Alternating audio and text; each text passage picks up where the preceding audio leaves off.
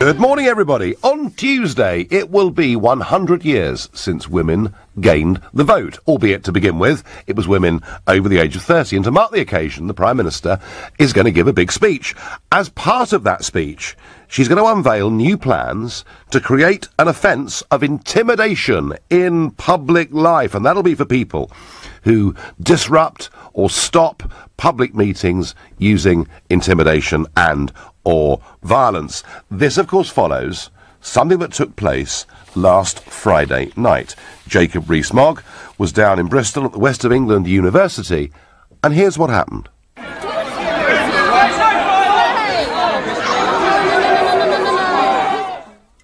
Well, that was a little sound clip of Jacob going to address a group of students, at which 8 people, with their faces covered, break in. He gets pushed, a couple of punches get thrown, and it was all pretty unpleasant. Yesterday morning, Jacob spoke to Andrew Castle on LBC the morning after the incident, and this is what he had to say. I think it's a pity that they weren't interested in discussing their views and the areas where they disagreed with me, but I don't think one should try and stop a peaceful protest. It's not a very intellectual level of debate, and I've never thought that resorting to mere abuse is a good way of putting a political argument across. And I think if you're in public life, you must expect that some people will be rude to you. I wouldn't worry about that. I just think it's a pity they didn't want to have a debate. I'd have been more than happy to discuss whatever issues it was that they were concerned about. And indeed, I went over to try to talk to them, but they were most unwilling to engage. Jacob, I'm an old hand at this. I've got years on you. They don't want to engage in debate. They actually want to close down debate. That is the whole object of what these people do. My life changed fundamentally one day in Scotland 4 or 5 years ago, when there I was in the street, and suddenly about 80 supporters of Scottish separation who were chanting anti-English abuse on a level that I think elsewhere would be described as racist. They were threatening, they were intimidatory. A taxi was called to get me out of there, and they told the taxi driver, if you take this man, we'll find out where you live. And literally, the taxi driver was there, he was frozen with fear. I've never seen anything like it. And the Edinburgh police then turned up, did their bit, and yes, they locked me in a pub for my own safety, which, much to the amusement of the locals, who thought it was the best thing that had happened in that boozer for some years. But I realised after that my level of I suppose, notoriety, because, I did support some very extreme political views. I believed in running our own country and controlling our borders. This, by some, is seen as very extreme. And from that moment on, I had to have security. And in fact, as the European elections of 2014, the general election 2015, the referendum, all took place over the next 3 years. I frankly couldn't go to any public event in the country without not just a security man, but a team of people, because the threat of violence was there against me every single day. I think what happened was probably a bit of a shock for Jacob. He was asked, of course, why he turned up without security and what he thought for the future on that. Here's what he said. I think this country is broadly very safe, and that actually protesters of that kind are going to shout people down, but they're not physically dangerous. The tragedy of the Joe Cox murder was that this was one madman with a fixation. And there's very little you can do about that. But that type of person is unlikely to be in a group that bursts in to disrupt an event. So I feel very safe at the events that I do. Jacob is right about one thing, that the man that murdered Joe Cox was a loner, and it is difficult to prevent against that. However, Jacob, much as I love Jacob and I admire Jacob and I think he's terrific, I think he's being extremely naive in what he's just said. These groups are organised. They come under a variety of names. Generally, the names of the organisations are all about love and hope and being wonderful and fighting fascism and extremism. They are the hard left of British politics. They are totally and utterly out of control. And as for Mrs May saying she's going to create new legislation, we don't need new legislation. We've already got legislation when it comes to assault and all these things, and indeed several people have been convicted of assault against me, albeit, it's a slap on the wrist and a very, very small fine. But if you think about what happened there, if you think about universities increasingly beginning to no platform people, I'm asking you, do you think open democratic debate in this country is under threat? Because I do. We've reached a point where those on the left don't just disagree with those on the right. They don't think people on the right should even be entitled to hold those views, and certainly not to express those views in public. It is a very disturbing, very, very worrying development. I did speak at a university on Friday, and I'll tell you more about that, but generally, even I have reached the point where I've stopped accepting invitations to universities. Why? Because the security I would need to do it is just so expensive, unless, of course, the local police force wants to get involved. And I'm beginning to think that for open democratic debate to take place in this country, we are going to need the police, actually, to be there at nearly all public events. And I'm sad to say that, but I think that is where we've got to. As it turned out, the young man that really pushed Jacob hard has been identified, and guess what? He's a member of Momentum. He's a supporter of Jeremy Corbyn. Where is the Labour leader this morning condemning people that behave like this? Where are you, Jeremy? 0345 60 60 973. Mr. Corbyn can call. Any of you can comment. Is free speech and the open democratic process under threat? Shanjan is calling from Bradford. Good morning. Morning, Nigel. Good morning. So, what do you think? I think we are now reaching a point where basically anybody who holds socially conservative views cannot live a proper normal life anymore. That's what I've seen with myself. And so how conservative are your views then? I'm very socially conservative. I'm very young. I'm only about 25, but I have to say that it's had a big toll on my life because of my views. I don't feel sometimes that I can go to certain places on my own. I've had to be detained under mental health legislation 2 times in the last few years for expressing these views. I believe that what we're seeing now is fear and intimidation. I don't even invite people to where I live because I fear that things could really get out of control. And who are the people? Who are the people, Shanjan, that have threatened you or jostled you? I haven't been threatened to jostle, but I've often found, if I say, I'm going to vote conservative, that people, they get very angry, they get very defensive with you, then they start asking you questions, they try to pressure you into saying, why are you this way? And, they try to make you feel guilty for your beliefs. Yeah.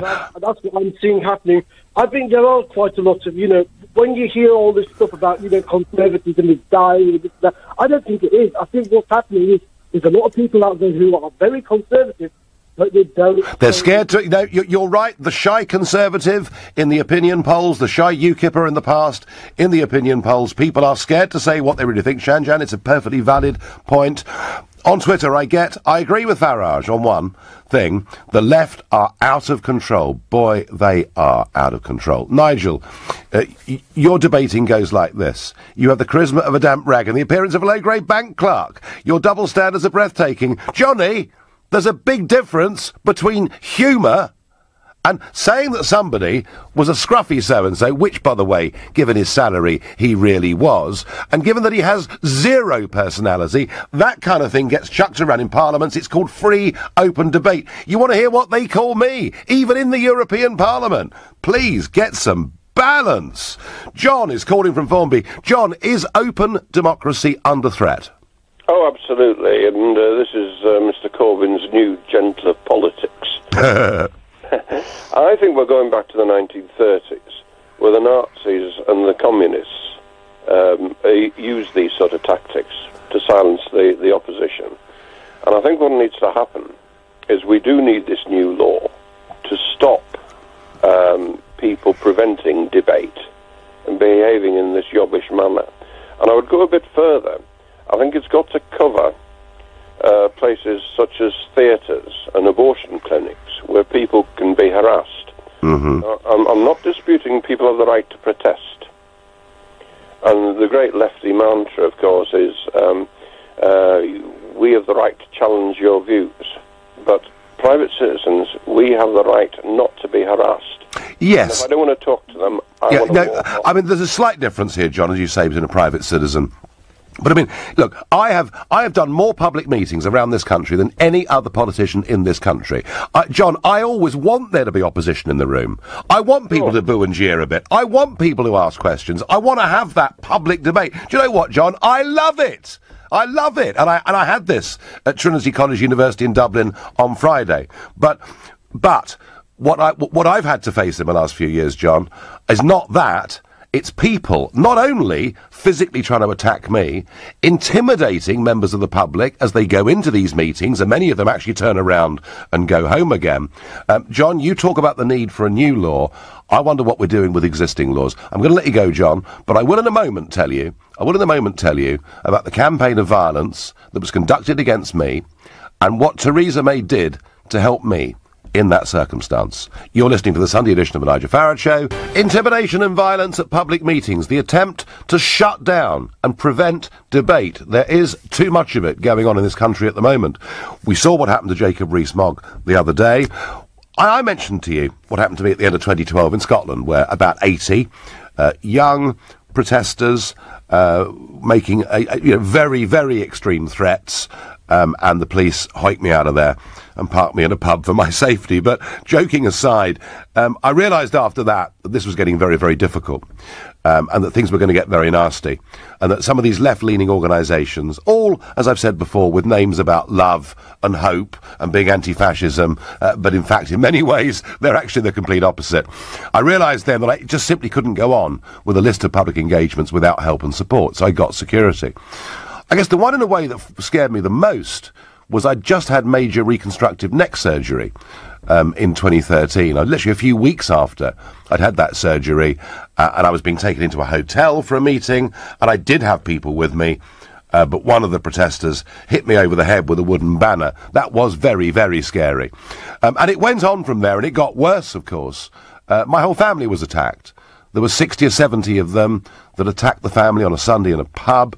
The children ran, terrified, and hid in the churchyard. When we got into the car, they climbed over the car. They smashed the car up. They wrote the car off whilst we were sitting in it. And after that, and, people saying we need new laws. After that, what did the police do? Not a single prosecution. Not one person. They could have been prosecuted for criminal damage, intimidation, and worse. Not a single prosecution. But we got to the point where just living daily life was becoming very dangerous and very difficult. So I wrote to Theresa May, because she was the Home Secretary. And we got the forms, and we filled the forms in, we put an accompanying letter, we outlined the incidents of violence, and explained that with a full series of public events that I was doing, all of which were pre-advertised. Could we please have some help of some kind? And guess what we got back from Theresa May? A letter saying no. She wouldn't help me in any way at all. And yet, when it happens to one of her own MPs, suddenly it's all a little bit different. Now we're going to bring in a new law. So I wasn't particularly impressed by Theresa May when she was Home Secretary on this issue. And I suppose it's true to say I've not been very impressed by anything else she's done ever since. So I feel there are laws in place and that more needs to be done. In the other cases, the guy that hit me over the head with the stave, a guy that bashed me over the head with an egg, I did prosecute in all those cases, but, it's a sort of 60 quid fine and a slap on the wrist. Doesn't really mean very much at all. But something has to be done. Robert says, well said, Nigel, we have laws in place that are not being acted on. And, Robert, that is how I feel about this. James is calling from Manchester. Good morning, James. Good morning, Nigel. Can you hear me okay? Very clearly. Yeah. First of all, I welcome any new laws that can help prevent this, what appears to be sort of violence going on with what's supposed to be in this country free speech. But I'd much more welcome if Theresa May was to appoint in every university in the country some kind of brand new communications director which swears an oath of impartiality, just like the police do, I'm afraid that, well, can I just say, Nigel, I'm afraid that a lot of this goes a lot deeper. A lot of this type of behaviour from this individual, which is plastered, by the way, all over the newspapers today, a lot of this is perpetuated by right from the Vice-Chancellor down in these universities, right down to lecturers, even though they pretend it's not going on. And it's they're actually actively supported. James, there is no impartiality in British universities, I'm sorry. 21 Vice-Chancellors, without virtually referring to their boards, wrote a letter to the Times in the referendum, openly backing the Remain side in the referendum. You've got our universities, James. There are scores of Monet professors in our universities. So certainly on the issue of European Union and anything associated with that, such as free movement of people, there is no impartiality in our universities. That's what I contend. No, Nigel, you've just taken exactly my point. I don't know if I explained it correctly enough. That's exactly what I was saying. There's no impartiality. And what's happened, that's why I said that the left wing is being perpetuated by the vice-chancellors of these new universities all the way down to lecturers, and they are brainwashing our children. And can I say, Nigel, I looked at this point the other day. All these people that are going to what I now laughingly call universities, I call them glorified daycare centres, and I'm very fearful that the people are going through them here and now, because you only need to look in any of the newspapers for job adverts, and I'm talking about really, really high job adverts that are advertised in the press for anything from software writers to director of sales, right? They all come with the same mantra at the bottom, printed in big black bold letters: graduates need not apply. The top jobs are sick of these people that are coming out of university. Yeah, I mean, that's a slightly separate debate, James, but I do understand what you're saying. James, just quickly, one last question to you. Do you think in her big speech on Tuesday the Prime Minister will address this issue of lack of impartiality at universities? I think, sadly, Nigel, because I support you everything 100% of the way, I sadly think she's going to give us some more lame duck excuse. And I'll tell you what I also fear with this, is that she might actually turn it, Theresa Turncoat, into something where there's actually no free speech for people like you and I. Gosh. And that's my greatest Somebody, James, you're even more sceptical about the Prime Minister than I am. Thank you for your call. Mark says, once upon a time, we could have a discussion without people judging one another, trying to force their opinion on the other person. This is not about law, it's about changing attitudes and a basic lack of common decency. Mark, I think there's a lot of truth in that. One thing, and I hope people will credit me with this, I've been with LBC now just over a year, and I, Monday, Tuesday, Wednesday, Thursday evening, Sunday mornings, and we have people in the studio like Alistair Campbell or Vince Cable, people with completely different political views to me, and we get it from the callers. And I hope what I've tried to do is to show that we can have a proper debate on the different sides of what are often very strong, emotive arguments, and at the same time show respect for each other. And I try and do that with the callers, unless they're rude. And then perhaps sometimes I take a slightly different view. Cameron is calling from Taunton in Somerset. Good morning, Cameron. Good morning, Nigel. So, do we have am I right in saying that the left are out of control? Absolutely. I tell you, I voted Brexit. Yep. Okay, and it was one of the few. I vote in every election because I believe democracy is the way you change, and I believe it should be law to vote. Everybody should vote by law. And it was the only election or vote that I've really been passionate about in. And my politics is straight down the middle, and I voted for Brexit because of sovereignty. Nothing to do with immigration or any of those rules, it's sovereignty. And I feel now that very much that my views, I feel like I'm being called a Nazi or a racist. Mm. Do you know what I mean? Because I have these... I suppose I tend to slightly to the right, if I'm honest. So, Cameron, tell me, living in Taunton, do you go to the pub or the local rugby club, or, where do you go and socialise? Well, down the local pub. Right, and are you comfortable in modern Britain expressing your views in the pub, or do you sort of bite your lip a little bit in case someone thinks badly of you? I tend not to say too much. I mean, I say my views are, straight down, pretty much down the middle, slightly to the right. But yeah, I tend not to say too much because you feel very much like, I feel like I'm being called a Nazi or a racist because I'm not. I mean the Shadow Chancellor, I believe, or the Foreign Secretary, said that he wanted to challenge every Conservative view face to face. I can't remember the gentleman's name. That's how irrelevant he is. Was this John McDonnell? I honestly can't remember. Yeah, it might have been. And to my mind, that's a threat. Well, Cameron, he actually made a joke, and he repeated a joke about Esther McVeigh, a Conservative member of Parliament, being lynched. Yeah, I mean, that's just not on. It's, and they kind of need to be brought to heel. And you're going on about laws, do we need new laws? We don't need new laws. We have the laws. The gentleman that assaulted you, it's a common assault. Absolutely. No, absolutely. And there need to be much tougher sentences for that, in my opinion. I really think so. Is there a moment, Cameron, at which you think this sort of got worse? I think, to be honest, it started with Brexit. Yep. Because I think the Liberal elite all threw their toys out the pram because it wasn't going the way they wanted. Well, you may be right, but I saw it years before Brexit, Cameron. I saw this years and years before Brexit. I saw this emergence, and I tried to warn people about it, but they just said I was whinging. But when it happens to one of their own, they take a very different view, don't they? Thank you, Cameron, for your call from Taunton. You're listening to the Sunday edition of the Nigel Farage Show.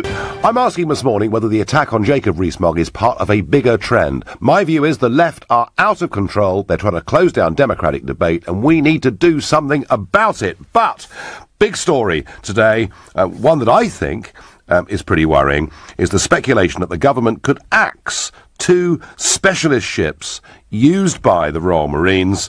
If it happened, a further 2,000 Royal Marines would be cut, and they're a corps that have been reduced quite substantially over the course of the last few years. In fact, ever since David Cameron became Prime Minister, it seems to me we have been cutting our conventional forces in a very, very big way. There are some, of course, that say it doesn't matter, because war now is all going to be cyber war. Not sure I agree with that. I wonder what our next guest will make of that, because our next guest is Dr. Chris Parry, former Rear Admiral and former commander of the UK's amphibious group. Good morning, Chris.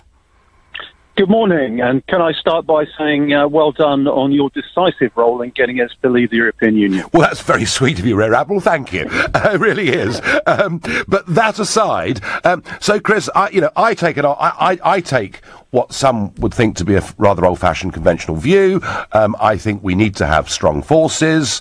I don't see without amphibious groups how we could even help or attempt to defend Britain's dominions around the world. But there are some, Chris, that will say, look, it doesn't matter because warfare has changed. How would you respond to that?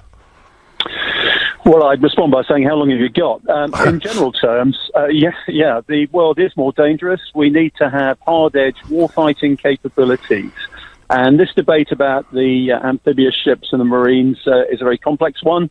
There is no doubt that we need to retain every single Royal Marine that we have. They are our best high-quality, elite assault forces. There's nothing like them in the world today. As for the 2 ships, I would say that if you're old-fashioned, yes, these are the ships for you. There's all this sort of stress on getting the troops across the beach. Very few objectives are actually on the beach nowadays. Yeah. And with modern technology like ballistic missiles, unmanned aircraft, it's fundamentally dangerous to put these ships in harm's way. In fact, I would say, as an ex-amphibious commander, they are incapable of going in harm's way in their current configuration. The landing craft themselves, they only go about 10 miles an hour, and I'm afraid in modern warfare, they're not agile enough, and the ships themselves are probably obsolete. So there's an argument here, then, for modernisation within the Royal Marines, but not, in your view, for cutting numbers? Certainly not cutting numbers. They are the best, as I say, assault troops we've got. We've got other ways of getting them ashore to their targets and objectives. And I'm afraid quite a lot of the thinking, especially in the House of Commons Defence Committee at the moment, is very old-fashioned. That's very interesting. And Chris, someone said to me that actually the Royal Marines make up about 40% of what we term special forces. Yeah, a lot of the recruits for the SBS and the SAS, of course, come from the Royal Marines. They also have a support function in actually shaping what we call the battle space for the other special forces to operate. But I think the key point is that, and what the government needs to understand is we're up against very serious opponents now. The likes of Russia and China are procuring very high-end missile and other capabilities. And frankly, we've been benchmarked against the Taliban, Al-Qaeda, and Islamic State for the last 15 years. That's not good enough. No. And Chris, a broader point.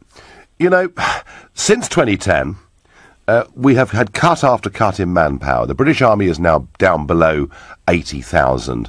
Do you think that it's become very difficult for those that want to defend our armed forces to get a proper hearing in Westminster? I think they get a proper hearing. I don't think they get a proper say. They're not allowed to say. It's only people like me who are past being retaliated against who can actually speak about these things. The fact of life is the government is putting more and more money into defence. They're getting less and less output out of it. And that's because they don't have a proper strategic concept for the future. And I'm afraid in electoral politics, people are focused on the next election, not in 15, 20 years' time when the strategic environment is different. OK, so message to the Prime Minister, please. Message to the Prime Minister is you are pushing global Britain at the moment. If you want to be a big participant and you want to trade across the world, you have to invest in global capabilities. That means primarily your Navy and your Air Force, and it's very unusual to have a large standing army in peacetime. Chris Parry, thank you very much indeed. And what a big insight there, folks. Wasn't it interesting to get the former commander of the amphibious group, actually, in his view, these two vessels, HMS Albion and Bulwark, and he's saying the equipment we've got for amphibious landings is in fact hopelessly out of date. Cutting those, he says, is not a great problem, not something to start tearing a hair out over. What he is worried about is another massive slash to the size of the Royal Marines. Really, really interesting. OK, back to our debate, back to are the left out of control and what needs to be done. The extreme left are out of control. They have achieved nothing in decades and have no genuine arguments. Calling a current politician a racist, fascist and Nazi is not making any political point. No, and that is what they do all the time. That is the terminology. That is the language. And Jacob said he wanted to engage them in intellectual debate. They don't want to engage in debate of any kind at all. They want to close debate down, which is why we have to do a lot more than we're doing. Whether the Prime Minister is right in terms of putting forward new legislation, or whether we just enforce what we've got, I'll leave up to you. Tom is calling from Chipping Sodbury in Bristol. Good morning, Tom. Good morning, Mr. Farage. Now, do I understand that you're coming on under an assumed name, is that right? That's right, sir. That's correct, yes. OK, tell us your story, please. Well, let me give you a bit of background, OK? I classify myself as a British citizen, OK? I've served this country. My father served this country. His brother served this country. And their father, my grandfather, served this country through 2 World Wars and the Cold War. On Friday night, I was invited by my son to go and listen to Mr. Rees Mogg and what he had to say.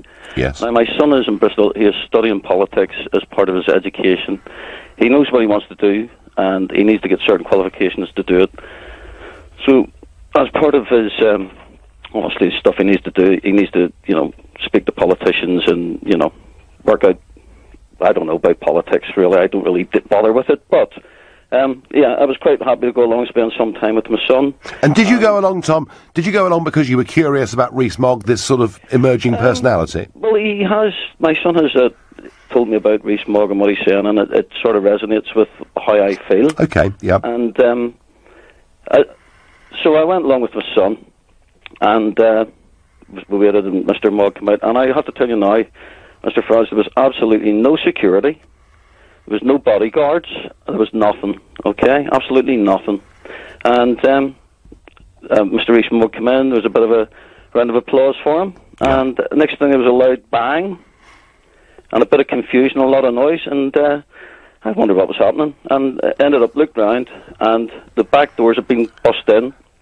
And there was a gang of probably about half a dozen or more masked men shouting and hurling abuse.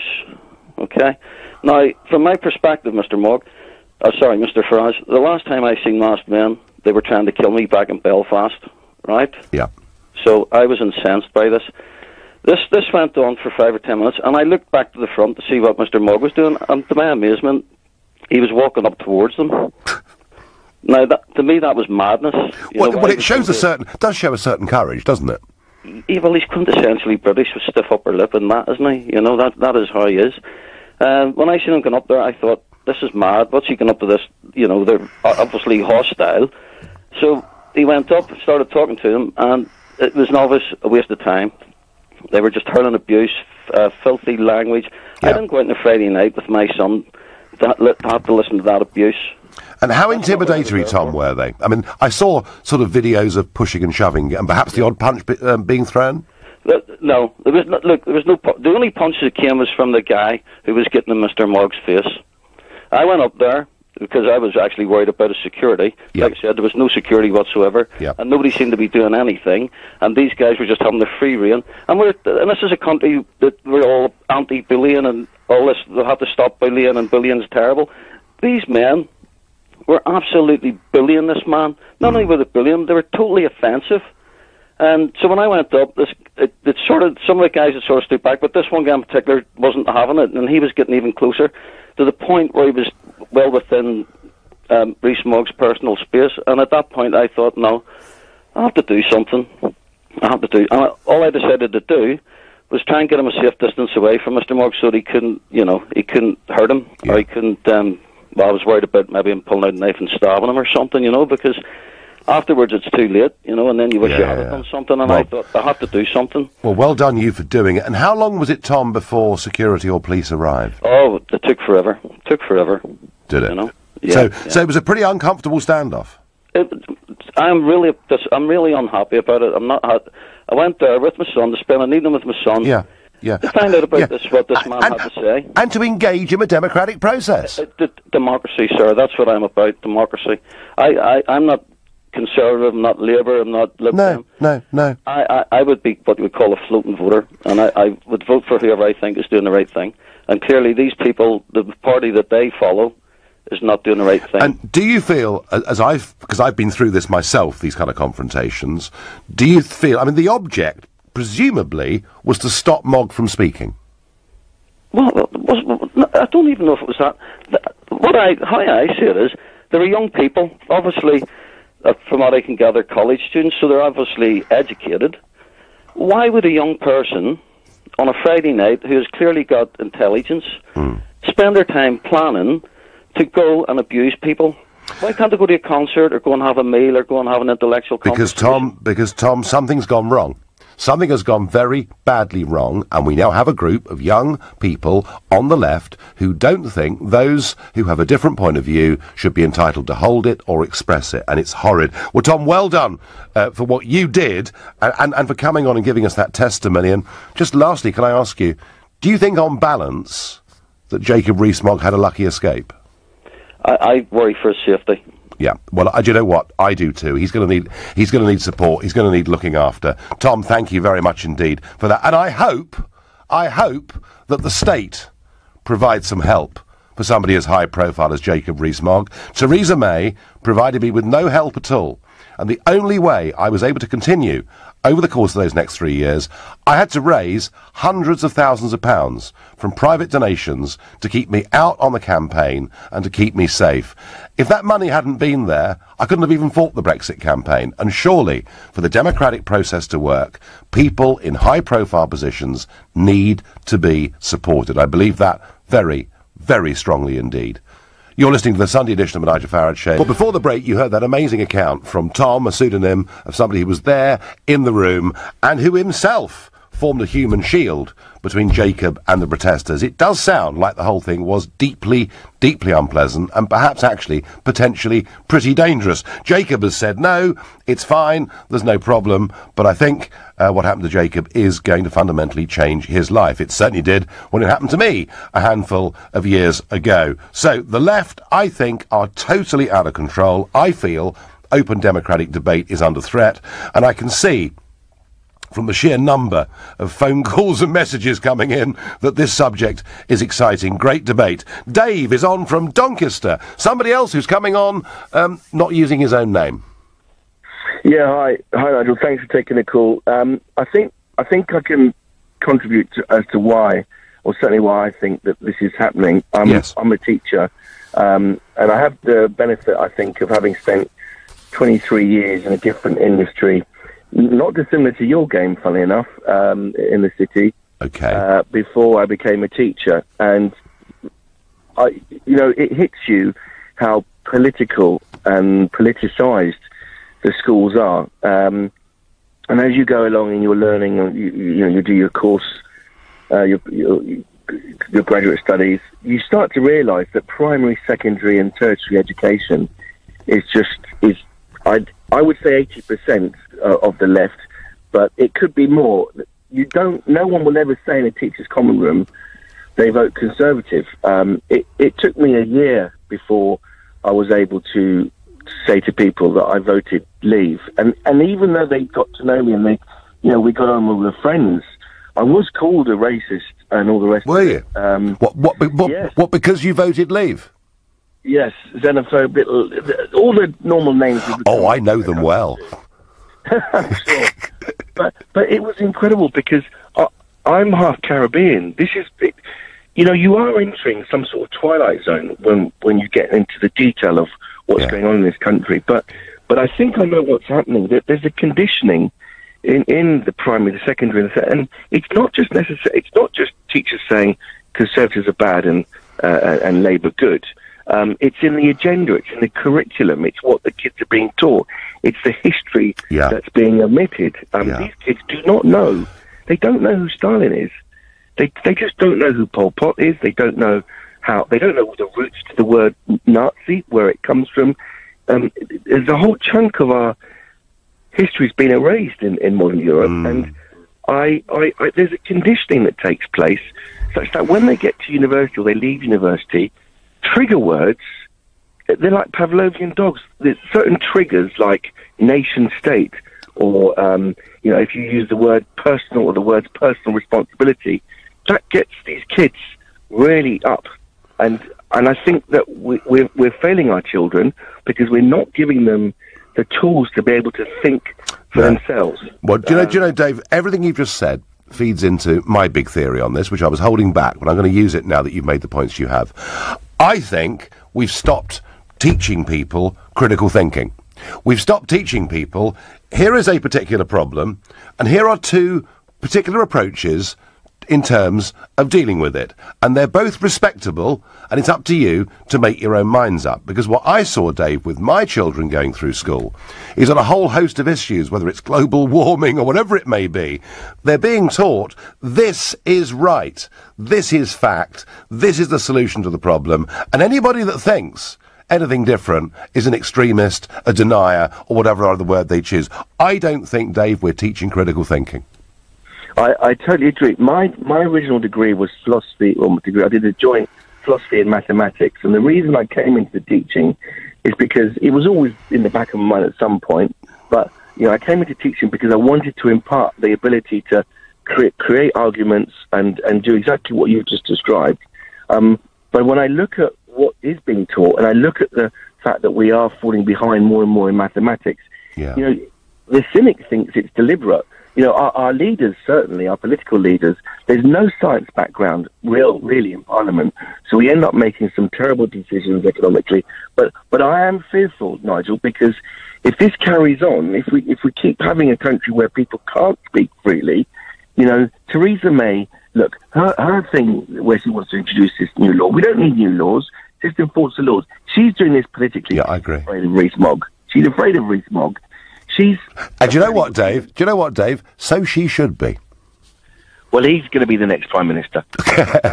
Well, he may be. I mean, the Sunday Times say it's going to be Boris today as part of a big plot, but certainly his popularity has soared, hasn't it, over the course of the last few months? It absolutely has. But look, the Conservative Party, although he hasn't been in cabinet and all the rest of it, they do have a history of the long shot, the outsider coming in. Margaret Thatcher was an outsider. I know she had some experience before, but I can see it happening. We're in such volatile times. When the markets are volatile, some very improbable outcomes do come about sometimes. Yeah. And I can see it because he's just liked.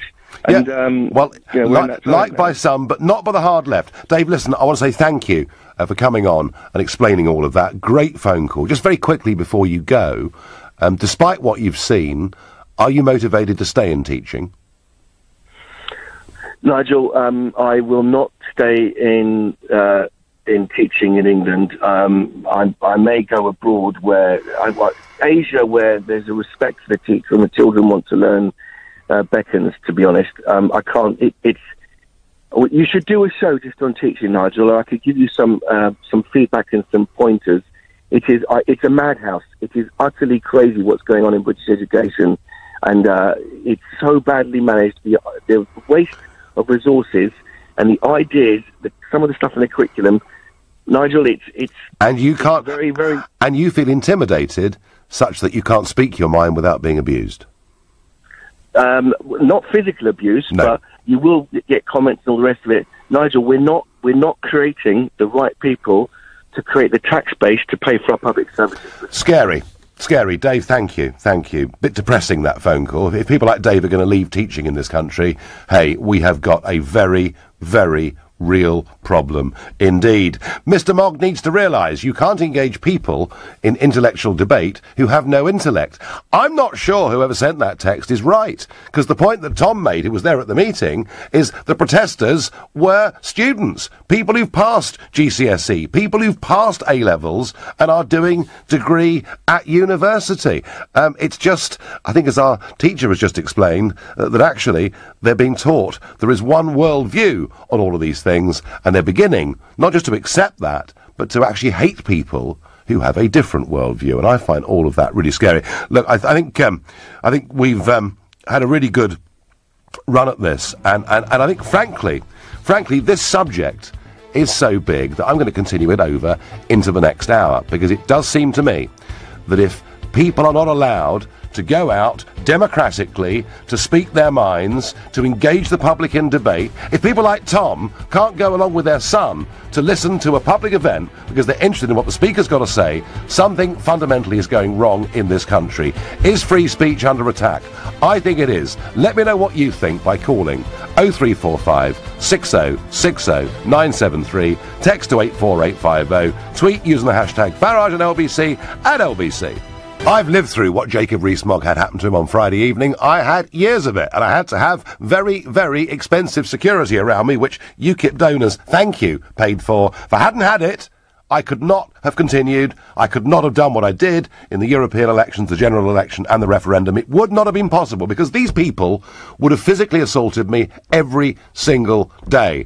And even when they can't get close to me, I've had in pubs, people throwing pints of beer over me and all the rest of it. You know, there is a new, deeply intolerant left. Many of them linked to the Corbynista movement, others members of organisations fronted by, or organisations fronting, who talk about being anti-fascist and all for peace and love and hope, and actually they behave completely and utterly differently. Is free speech genuinely under attack? And very interesting, you know, we had that phone call there from a teacher in the north of England, basically saying that his view is that our young people are being taught one particular worldview, and it goes all the way on through school and into university, and they believe that one worldview is right, and that others who have a different view are somehow very bad, nasty people. Indeed, all the names that Jacob Rees-Mogg was being called on Friday evening. Totally agree with Dave. I'm a teacher too. My daughter used to like reading the Daily Mail.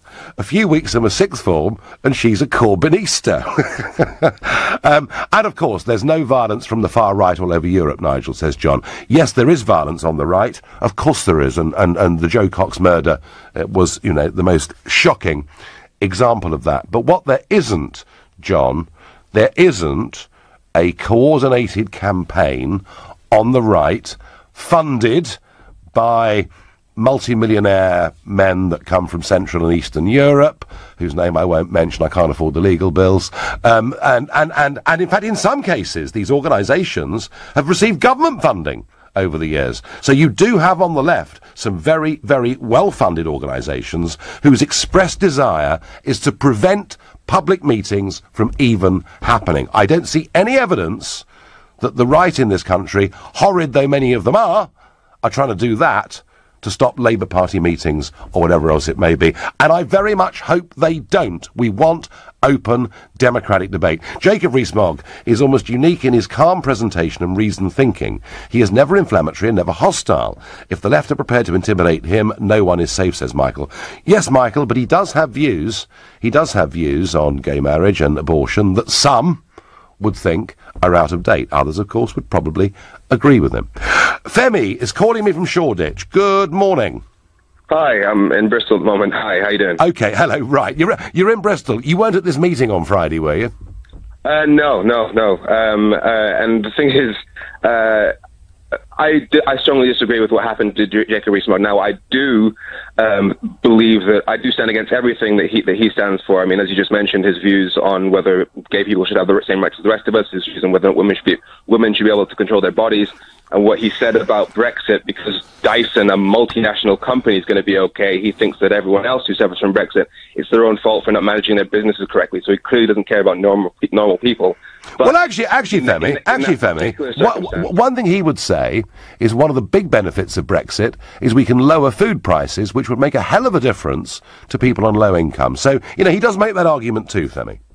As far as prices lowering, no. The whole point of the single market is that you can trade on the same legislative terms. Yes. And therefore, food coming from Europe will be significantly more expensive. It's a different debate. The fact is, food from the rest of the world is massively more expensive because of a single market. But I tell you what, when we do a debate on food prices, you ring in. But carry on with your point, please, on this one. While I do disagree with everything he stands for, I believe in that particular circumstance, he was the one in the right, as in he wasn't the one being aggressive. That was a place for political debate, and the people that came into that auditorium, they weren't engaging in political debate. So in that particular circumstance, he was actually the one who actually acted like a human being, whereas they weren't. Now, my main point about has the political discourse become toxic and unbearable in this country? One of the most painful results of Brexit is what it's done to families. I mean, my parents are, they're both doctors, so what you would call educated people. And up until a fair few months before the Brexit referendum, they didn't know which way to go. My dad was actually pro-Brexit. My mum was on the fence. So this argument that people who vote Brexit aren't educated, that's ridiculous. But the thing is, not everybody studied EU law, the main subject matter of Brexit. But Femi, what we're discussing here, I mean, if you've got different views to your parents, right? Your parents voted Leave and you voted Remain, and you have different views to Jacob Rees-Mogg, and clearly you will have fundamentally different views to me. But you're on the radio now, Femi, and you've spoken to me before on this show. You're on the radio, we're having a civilised conversation. What is it about some that have your point of view that has led them to resort to intimidation, violence, abuse and thuggery? Sorry, I just want to correct some things. One, my parents didn't vote Leave. They voted Remain. Why? Because they listened to somebody who did actually study EU law, and most importantly, and this is the point... that's the referendum debate. I'm asking you, Femi, why do people from your set of views, why are now an increasing number of them attempting to shut down debate with those who have opposing views? This notion that that's the left trying to shut down, put those with opposing views, completely negates the fact that anyone who tries to speak against Brexit is called a saboteur. And they've been trying to silence us for months. But let me please finish the point. This isn't about the referendum debate. This is about simply has political debate become untenable between families. And the point is, Brexit is going to affect the youth more. That's why my parents voted in favour of the generation that will have to deal with Brexit. And that's why parents within families, they have to decide, all right, I have these views, which they are fully entitled to, that they don't like the EU, but they know that their kids, the futures that they want to choose for themselves involve being in the EU. So they have a choice between, do I stick with my views, or do I respect their views of my children? And that's why political discourse has become a lot more fraught. It's why it hurts me so deeply. I would take the opposite view, Femi. Why on earth would I want to condemn the young generation to be stuck inside a failing Europe? Anyway, slightly separate debate.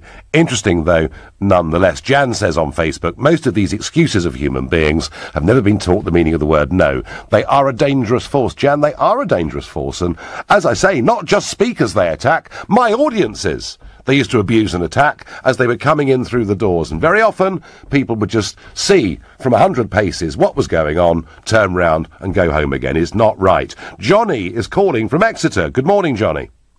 Good morning, Nigel. How are you today? Fine, thank you. But I suppose in one way, Johnny, because I had years of this, I'm pleased at last there's actually a debate about it. Yeah, well, that's kind of the point that I was going to make. I think that the fact that we're having this debate today is a good sign. I think it's a sign that we are, in many ways, in a better place than we were a few years ago. For example, you wouldn't have been on the radio some time ago. You know, you know this very well. No, I think that's true. UKIP was perceived as, you know, an extension of the National Front or BNP way back before people really knew much about it. And I think you did a lot to move that perception on. And I think it's great, by the way, that you are on the radio and your voice and what you represent is being heard. And I think that's part of the problem of what we're debating today, because the fact that your voice and what you represent, I use those words rather than characterize it as, something of a political label, is bigger and it's being heard.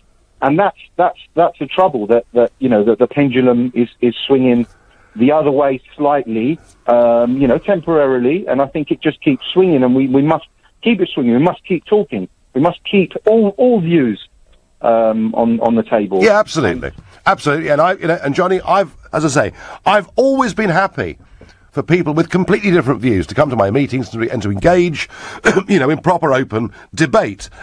Just as I am, Johnny, on this show. Very happy to hear the different point of view, but to do it in an atmosphere of a civilised conversation. As I say, whether it's Sir Vince Cable or Alistair Campbell, we're able to have a proper democratic debate. But it is this shouting down, this thuggery and this violence which worries me. Johnny, I think your point actually is a good one, though. That actually the centre of gravity of these debates has shifted, hasn't it? Yes, I believe it has. And, I, by the way, I am concerned with the way that the left is attempting to shut down debate. I'm certainly, I can't be pigeonholed or characterized in any sort of traditional way politically. Some of my views, you have to ask me on a particular issue what I think. And then you might be able to say, oh, that's leftist, or, that's more sort of right wing.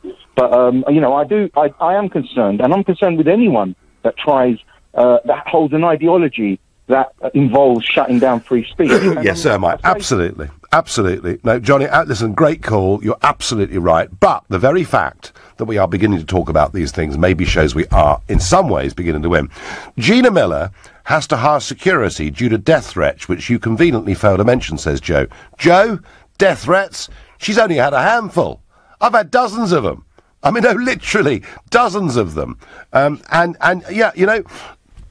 to say, Joe, anyone that pops their head over the parapet into public discourse, particularly given we have social media, is going to get abuse. Because in the old days, they had to write the poison pen letter. When I first started in politics, I used to get those. The Green Ink Brigade. I don't get any more of those anymore. It's sad, really. I used to quite laugh and enjoy them. But now, of course, because of social media, people can threaten and abuse you directly and very, very quickly. And it's happened to Diane, but it's happened to lots of people in public life. There aren't many people that have to hire security, but once someone reaches a certain profile, I'm afraid they do. And I don't want to see people like Gina Miller receiving threats like that. And by the way, she's somebody else with a different point of view that I have invited onto this Sunday morning show, and she says, yes, at some point she'll do it. So we will have Gina Miller in the studio here within the next few months, and we'll prove that you can have a civilised debate with people that you are diametrically opposed to. Something that the new modern young left in Britain don't seem to even comprehend, greatly to the worry of many of us. You're listening to the Sunday edition of the Nigel Farage Show, exclusively on LBC. Hard, young left militants want to use violence, thuggery, intimidation. They want to close down debate and stop public meetings being held by people like Jacob Rees-Mogg and myself. And where we're getting to with this conversation is a large number of teachers ringing in, telling us there is a problem in the education system. And I've got another one on the line now. I've got Glyn from Romford. Good morning, Glyn. Good morning. Yes, I wholeheartedly agree. I've been a member of the Conservative Party since age 18, and when I was at university, I was definitely in a minority there. Yeah. And I remember advocating the issue back then, and I was laughed at and pilloried for such a weird idea. And since I've become a teacher, the same thing. I'm definitely in a tiny minority at work. What? And if you can I ask, Glyn, what age you are? I'm 31. 31. Okay, fine. So, are the universities, in your view, very much worse than they were 10 years ago? When I was at university, we didn't have this safe space and no platforming, and there wasn't this sort. I mean, nowadays, I don't think I could survive at university. To be honest, I'd be plucked out. Well, as a Brexit Tory, you'd be sort of tarred and feathered and lobbed over the wall of the premises or something. No doubt. But now you're in teaching, Glyn. Now you're in teaching. So how easy is it in the common room to talk about your Brexit views, your Conservative Party membership? Well, what we do is there's a small band of us, and we sort of meet every now and again, and we talk quite quietly. But we dare not do it openly. This sounds like sort of Roman Catholics in Protestant England having to meet in secret. I mean, there was a colleague of mine, and she is right wing leaver as well. And she dare not say UKIP's name. She told me that she voted, and then she didn't even say it. She voted down on a piece of paper to show it to me in case someone overheard in the staff room. I mean, what would have happened to her? I mean, if she just said out loud, if she said, right, I'm coming out today, I'm UKIP, I mean, what would have happened to her? Good question. To be honest, I don't know. And that's quite a good question. I don't know what the consequences would have been. But we had like a debate going on with pupils, and you had posters up for all different parties. And you had, obviously, Conservative Labour, you had Greens up, and you had UKIP up. Yeah. And a colleague of mine said, my God, okay, the extremists. And I said to her, what do you mean, the Green Party? Yeah, quite. And she looks at me, so, yes, exactly. So the extreme of the left is perfectly acceptable. Yeah. And that's actually endorsed. Yeah. Mind you, Glyn, be fair, I was pretty extreme as UKIP leader, wasn't I? I mean, I believed in Parliament. I believed in parliamentary democracy. It's a very extreme view. I mean, that's what's so laughable, Glyn, about this, isn't it? What is so laughable about this is actually the views that I propagated, through my years, which I'm pleased to say are now accepted as being mainstream views in this country. But this attempt to label anyone you don't agree with as being a Nazi, I mean, it's ludicrous, isn't it? Yes, I mean, I've been called I've been called out in public. When I was campaigning in the general election, I had this woman from the SWP in Shepherd's Bush come up to me with a leaflet from the SWP, the Socialist Workers' Party. Oh, yeah. And I smiled sweetly and said, no, thank you, I'm a Thatcherite. Yeah. Well, straight away, she turned into this shrieking banshee. She started hurling abuse at me in the middle of the street. Yes, and she called me a racist and a fascist and a bigot, blah, blah, blah. Yeah, that can happen, but Glenn, tell me something. You're in teaching, you're sounding a bit disillusioned with it. Are you going to stick with it? Oh, yes, I'm not going to be pushed out by the cultural Marxists. I'm sticking to it, no matter what. Yeah. Good, Glyn, super, thank you. That was Glyn from Romford. I'm going to go to Melanie in Watford now. Good morning, Melanie. Good morning, Nigel. I wanted to say that my daughter's studying or working within the NHS. Yeah. And on a day-to-day basis, she is horrified at the bullying and fierce views that the lefties and the Remains are putting forward. It's at a point where she would never dare say any views against Remain or anything like that, because it wouldn't be worth it. She would be verbally attacked. It's just horrendous, and so she just steers clear of that. Even to the point of in the studies doing essays, she could have gone for political viewpoints, but she's steadfastly avoided something like that. And I would have advised her to do that because I think it would the tutors reading a viewpoint that wouldn't agree with them, it could count against her in her studies. I wonder, Melanie, how far away we are from actually burning books in sort of high streets and things. I mean, this demonisation. Paintings, aren't they? Yes, paintings are paintings. There was a painting removed from Manchester Gallery last week. There's talk of any film that Harvey Weinstein was involved with never being shown again. And I think we're not very far away from burning books. And that may sound outrageous and controversial, but I think that's where we're going, Melanie. Medieval, very worrying. Very worrying. Melanie, thank you. So, there we are. We've had it from the National Health Service. It would appear that all our public services, all our public institutions, all have one world view. I must say, full credit to Tony Blair. He did a fantastic job. He really did. Peggy is calling from Basildon. Good morning, Peggy. Good morning, Nigel. Keep up the good work. What really annoys me is you've got these students, so-called students, the great unwashed, masquerading as the working class. That's the danger. Oh, they're not working class at all. In fact, they've never done a day's work in their life. What do they know about the working class? But they're masquerading as that. I had a lovely one in 2014. It was the week before the European elections. I was doing a big event in Westminster, and there were a group of very middle class, probably upper middle class youngsters, all no doubt, Peggy, with rich mummies and daddies, shouting at one of my candidates for the European elections, who was mixed race, and calling him a racist. I thought, you just couldn't make this stuff up, could you? You couldn't. And going back to the schools, this has been going on for at least 40 years. You would never see the Daily Mail or any other paper, only the Guardian. It's been rife in schools for 40 years. What do we do to fix it, Peggy? Well, wake up, people. Listen to everybody's point of view. We've got to stand firm. We've got these fringe groups that are taking over. If we let them watch and listen, for goodness sake, what's the matter with the world? What is the matter with the British people? I don't know. Well, I don't know, Peggy. I think ordinary, decent British people understand this, and they want to live in a democratic, free society. Theresa May will give a speech on Tuesday. Maybe she'll offer some solutions. I don't know. Nigel, as a Conservative senior school teacher, my free speech is, and always has been, completely blocked. In my first week of teacher training 15 years ago, I was booed for asking a simple question in a lecture. I came out as a Tory a few years ago, and I've now had to deactivate my Facebook and Twitter because of the shouty lefty abuse that I get. The latest prejudice is against those with any conservative view at all, and the educationalists are the culprits. It must end. Rebecca in Birmingham. Pretty clear from a lot of these phone calls, this is not a new phenomenon. This has been going on for a very, very long time. Going to go to Paul, who's calling from Devon. Good morning, Paul. Good morning, Nigel. How are you?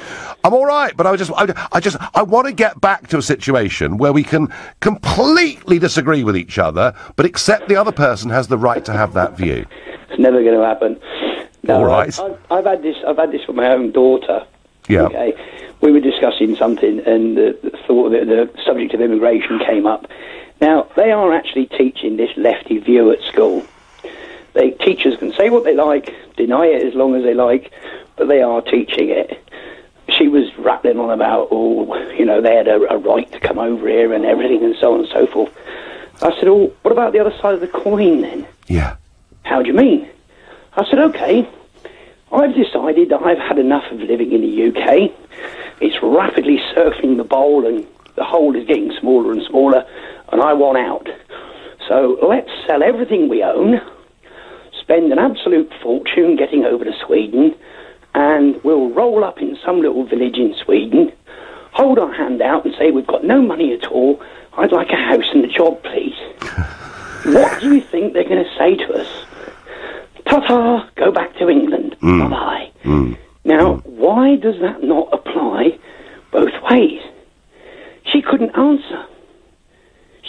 They are so... I mean, how do they manage to cross a road without getting run over? And how is your relationship with your daughter these days, Paul? It's fine. We just disagree. We just disagree? I know. We just disagree, but you can't hold a conversation with them about it because they don't have the answers. No. I even said to her, well, all right then, forget that. I said, let's look at what they operate in this country. You're unemployed, you haven't got a job, your mum and dad haven't got a job. You decide, right, fed up with living in Bristol, let's go down to Cornwall. Now, you arrive in Cornwall, and because you've got no relatives living in Cornwall, you're not going to get yourself on the housing list. And you're not going to get a house, and you're not going to get anything. So why does that rule not apply for other people? Well, these are other big debates, and there is a generational divide, Paul. That's true. I had a caller. I was doing a fill-in for the late night just over a year ago, the 10 p.m. to 1 a.m. shift, and a bloke rang in. It was sort of first week of the year last year. He said, I had the family all round for Christmas, invited everybody, my parents and my brothers and sisters, and they brought their kids, and 3 of them had just done their first term at university. I said, I really tried my best to make it a really good family Christmas lunch. He said, by the end of the lunch, my 3 nieces were screaming at me, meat is murder, you're a homophobe, you're a racist, and you're almost verging on being a Nazi. Something is going on inside our educational system. We are not teaching people genuine critical thinking. We are not teaching people there are different opinions in the world, and they are equally as respectable as yours, whether you agree with them or not. You're listening to the Sunday edition of the Nigel Farage Show. There's a new hard left out there shouting down free speech, shouting down and jostling, pushing Jacob Rees-Mogg. I've seen plenty of it, and I'm wondering, what on earth can we do to try and get back to proper open democratic debate? But hey, the Prime Minister will speak on Tuesday. She'll talk about the possibility of a new law coming in to stop people intimidating out of making public speeches. But before we get back to that, big story today in the Sunday Times saying there's a big plot afoot for Boris to take over with Michael Gove and Jacob Rees-Mogg, and they are going to take over the 3 top jobs in the Conservative Party. Other newspapers like The Telegraph have people like Bernard Jenkin basically saying that unless Theresa May gets a bit more like Margaret Thatcher, that he'll bring the whole temple crashing down.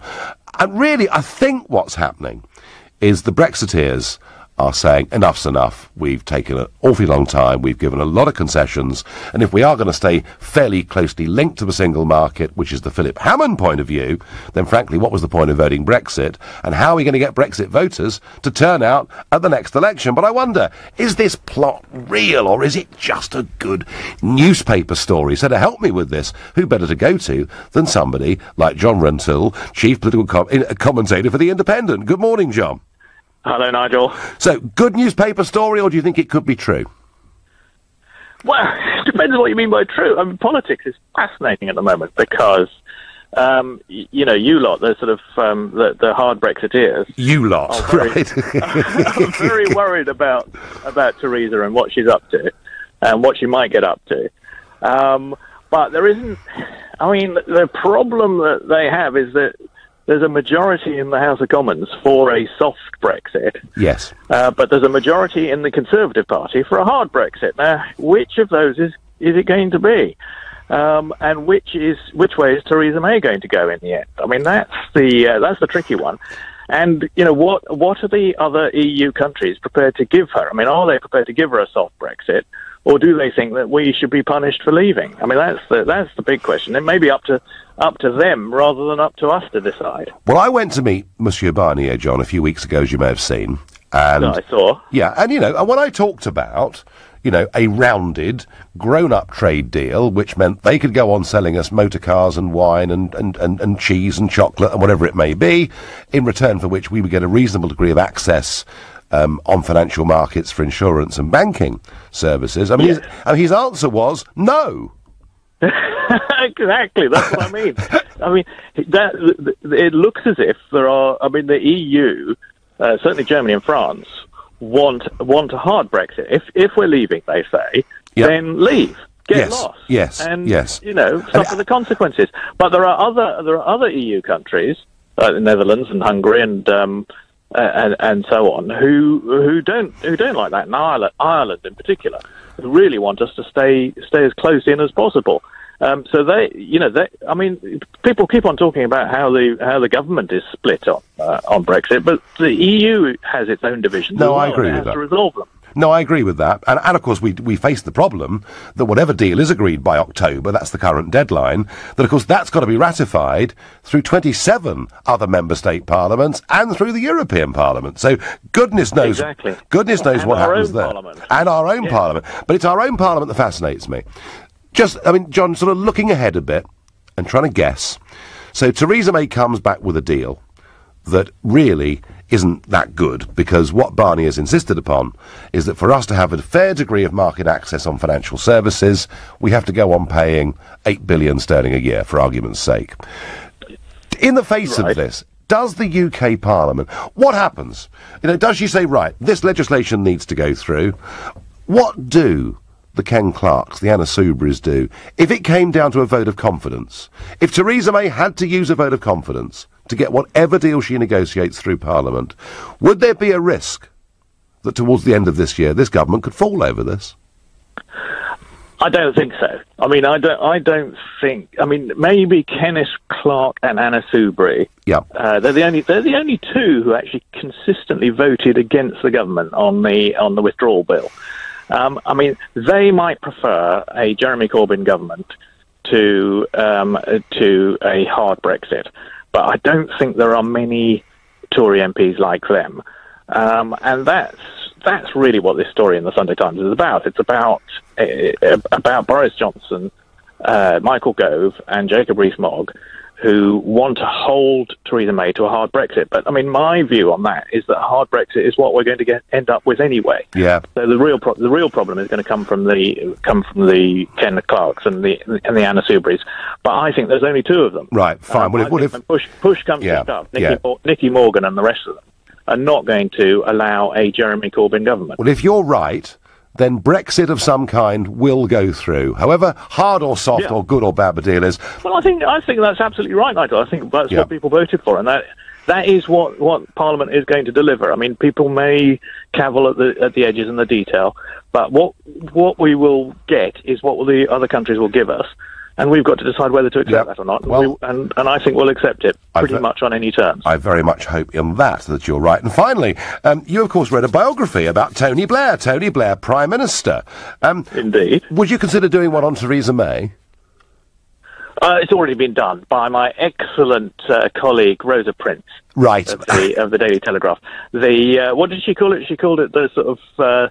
the reluctant Prime Minister, but inscrutable Prime Minister, some word like that. But the big drama's yet to come, surely.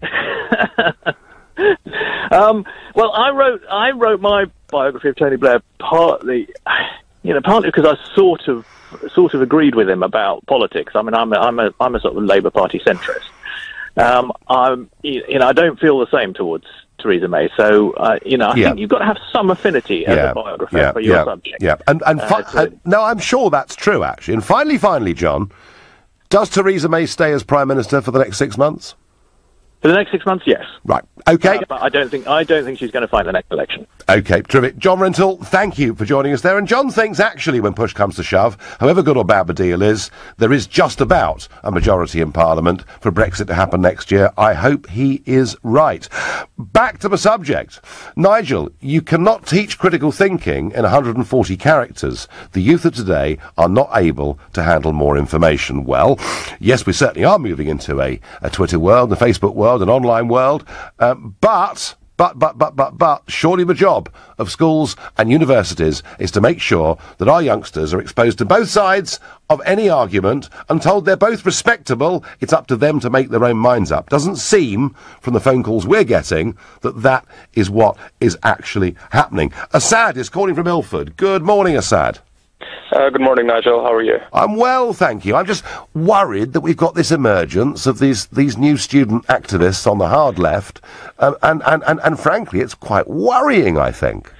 Yeah, I wouldn't disagree with that, but then where I disagree with you is your analysis, in terms of that it's a emergence.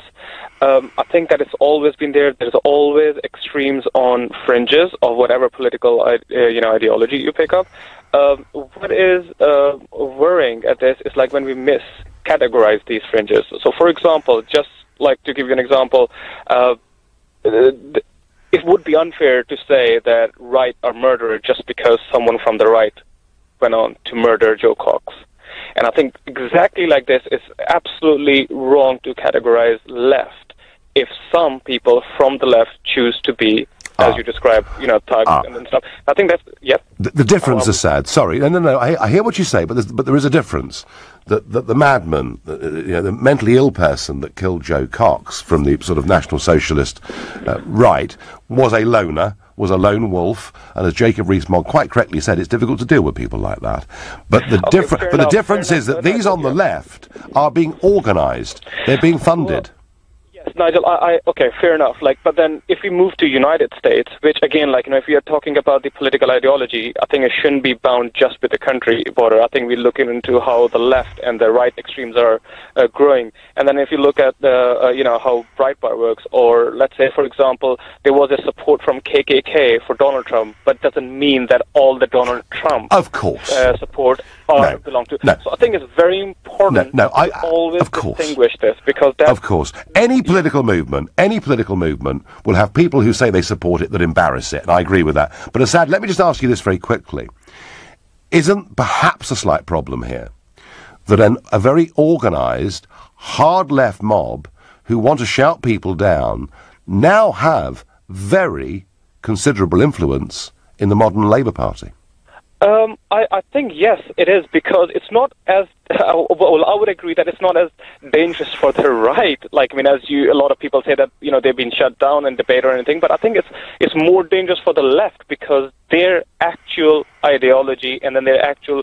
or I wouldn't say actual, but I'm talking about the tolerant left. Yeah. They've been misrepresented by them. So I think that's, as being on the left, I think I feel frustrated because they don't represent my views. Well, let me make it clear, Assad, and thank you for the point you've made, that we are not saying everybody on the left is full of hate and intolerance, because they're not. And these people may numerically be a minority, but it doesn't take that many people, does it, to actually disrupt democracy, free speech in this country and all of our great traditions that those that went before us did one hell of a lot to make sure that we enjoy today, or we should be able to enjoy today. You're listening to the Sunday edition of the Nigel Farage Show. How do we stop a small but very highly organised, it would appear to be funded, group of thugs on the hard left of British politics, shouting down the Rees Moggs and me and others? How do we get back to having a proper society where we respect the fact that other people have different views? But before we go back to that, it's funny, just as, well, we call it football, generally, but the Americans call it soccer, just as soccer and the Premier League is booming now all over the USA, interestingly, American football has made a bit of a comeback here with, games being played at Wembley and, full houses happening. And we think about these sports, we think about the Premier League, the money the players are earning, the television rights and all the rest of it. Well, have a think about this. Tonight sees the 52nd Super Bowl. The Philadelphia Eagles are going to play the New England Patriots. It's expected Justin Timberlake will be there singing, and of course American football lasts for about 4 hours with full food breaks in the middle and everything else. Expected that about 120 million people in America will watch this tonight. But just have a little think about this. All through NBC's coverage of this, there'll be a lot of adverts. And those 30-second slots are being bought for over $7 million. Over $7 million for a 30-second slot for a programme that's going to go on for the best part of 5 hours. As I say, you think there's big money in the Premier League? Super Bowl is even bigger. And it starts tonight at 11:30 p.m. our time, for those that are interested and want to try and catch up with it. Nigel, I don't think the Brexiteers have the moral high ground I get. No, we're not claiming whether we're Brexiteers, whether we're social conservatives like Jacob Rees Mogg, we're not claiming the high ground, but we should be able to hold public meetings at universities or wherever else it may be without being intimidated. That's what I think. I wonder what Becky from Birmingham thinks. Good morning, Becky. Good morning, Nigel. How are you? I'm well. Go on. I'm a bit of a sort of a hybrid, and I'm actually a vegan and I'm into animal rights, but I'm also what I would consider to be kind of a central right. I voted Brexit. Yes. Now, what concerns me is how politics overtakes absolutely every other area that you might believe in. So I used to go on a lot of animal rights marches, Now, the speeches at the beginning and the end would start off with the animal rights issue and what we were supposed to be there for. By the end of it, it was an absolute tirade against anybody that would be considered to be right-wing. That's not why I went there. Yep. And when we used to debate things, if somebody used to ask me my opinion, I was actually too frightened to say that I would vote Conservative or vote UKIP. I would just say, I don't want to get into a debate. That's not why I'm here. Now, I had one other friend who was right-wing within that community, and she was absolutely driven out because she made the mistake of saying what she voted. She was driven out? Now, absolutely driven out. She had abuse on Facebook, she had abuse on Twitter, and it seems to me that you cannot have a single debate these days with what I would consider the hard left. Yes. Not Labour voters. No. All over. And Becky, that distinction is very important. But why, Becky? I mean, you've been on marches with these people. Why are the hard left so nasty?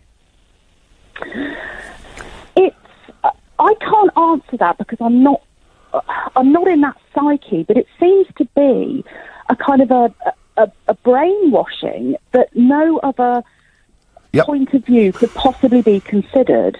Now, I have friends who are Labour supporters, and we manage to have good debates, and we almost kind of laugh at each other's views. One of them bought me a Margaret Thatcher mug for Christmas, for example.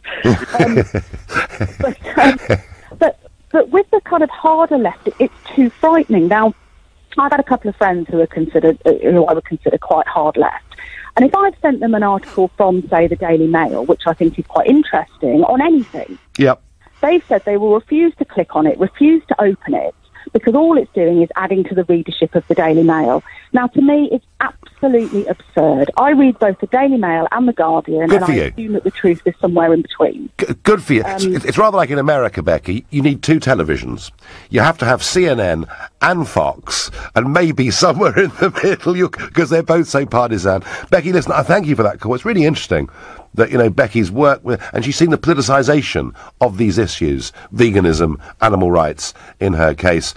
Back to the John Rentoul interview. Nigel, I'm a Tory who voted Remain. If the Tory party go for a hard Brexit, I and many other Remain Tories will not be able to vote Tory, and they would not be elected, says Steve. Yes, Steve, equally, the point that Jacob Rees-Mogg and others make is that if the Tories are not seen to deliver a proper, clean Brexit, there'll be a lot of Brexit voters that won't vote Tory. Theresa May really is stuck in the middle of this one, and to survive, she's going to have to make a big decision. I've joked before. I said the Cabinet should either all be Remainers or all be Leavers, and the current policy of trying to bring the two with her on this journey is proving, I think, to be pretty impossible. Right, the last call I'm going to take today on this subject of free speech, the hard left, Jacob Rees-Mogg and all, is Mark in Palmer's Green. Good morning, Mark. Good morning, Nigel. I had a real 40 Towers moment at a family party when my auntie said to me as I was going in, "Whatever you do, don't mention Brexit."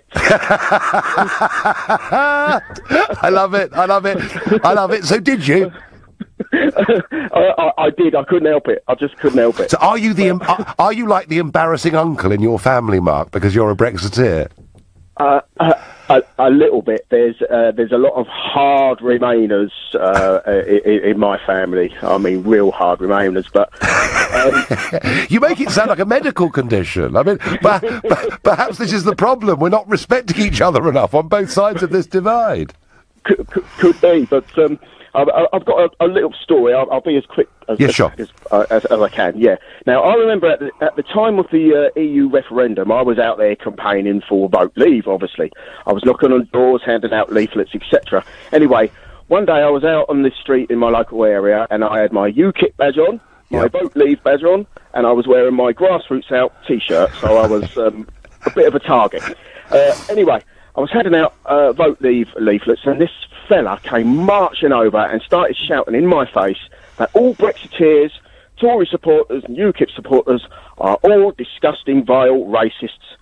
And I was trying to have a calm and sensible debate with him, and I asked him how he's wanting sensibly controlled immigration system, racist, but he just kept shouting. So I calmly said to him, "I assume you are a member of the Labour Party," and he shouted, "Yes, I am."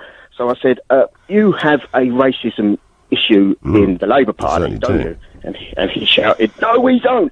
So I said, "Oh, isn't being anti-Semitic. Isn't that racist then? And with that, he went absolutely blooming berserk. And I started preparing myself. Well, I'm pleased, Mark, because you got your own back. I'm out of time. I love the story. And look, folks, we're not saying everybody in the Labour Party supports this, but there is a young, growing, organised mob on the left who despise people with different points of view. It is very anti-democratic and it's bad news. You've been listening to The Nigel Farage Show.